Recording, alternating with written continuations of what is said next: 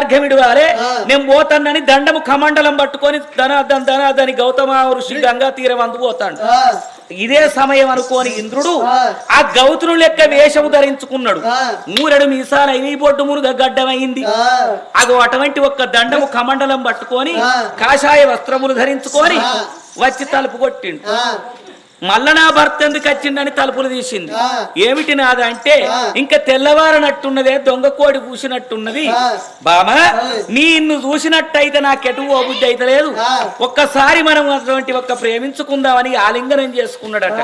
నా భర్తే కదా అనుకోని భ్రమించింది ఆల్యదేవి. అగో ఆమెను ప్రేమించి ఆయన ఎప్పుడైతే బంధుకు జరిగి బయటికి వచ్చిండో అంతట్లకు సూర్యుడు మళ్ళా అదే వేషం కట్టుకొని వచ్చిండు. ఏమిటి నాదా మళ్ళొచ్చినవంటే నీ అందాన్ని చూస్తే మదనతాపం ఎత్తుతున్నది. మదనుడు వేష బాణాలకు తాళలేక ఉన్న మరొక్కసారి క్రీడించుదామని ఇద్దరాల మొగలు మళ్ళా రతి క్రీడ తలిపిండ్రు. భర్తే అనుకుంటాంది గాని బయటోడు నా భర్త వేషం కట్టుకొని వచ్చిండని ఆమెకు తెలియదు. ఆయన బయటికి వచ్చిండు. కొక్కరొక్కని కోళ్ళు గుర్తున్నాయి, తెల్లవారుతున్నాయి. ఈనాటి వారికి 9 మాసములు, ఆనాటి వారికి 9 గడియలు. వచ్చిన దేవతలు వెళ్ళిపోయినరు.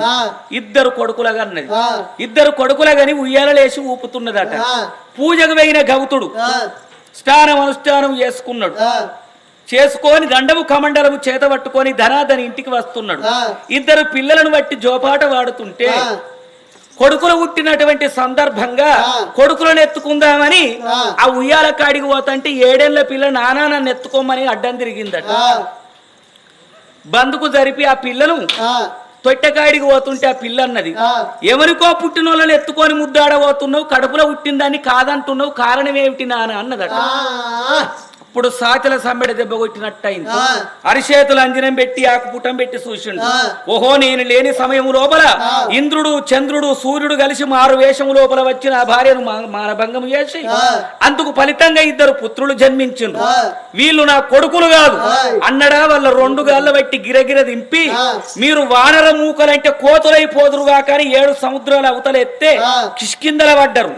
అగో ఇంద్రునికి పుట్టినోడే వాలి, సూర్యునికి పుట్టినోడు సుగ్రీవుడు. అల్లు వాలి సుగ్రీవులైపోతున్నారు. అప్పుడు భార్యను చూసిండు. చీ దుర్మార్గురాల, పరమ ప్రతిభతైన ఆడిదానికి 10 గల్ల బట్టలు తెచ్చి కండ్లకు గట్టిన గాని ఇంటోడు రెట్టబట్టింది, బయటోడు రెట్టబట్టింది, చేతి స్పర్శ ఏర్పాటు చేస్తా. నీకు కట్టుకున్న భర్త ఏర్పడలేదా? ఇంత కళ్ళకు కామం గప్పుకొచ్చిందా? ఎంత పని చేస్తువే నీచురాల, పాషాణ వరంగన పాదాల కాడ బండవైతు అనే వారకల్లా ఆల్యదేవి బండైపోతున్నది. ఓ రామ రామ.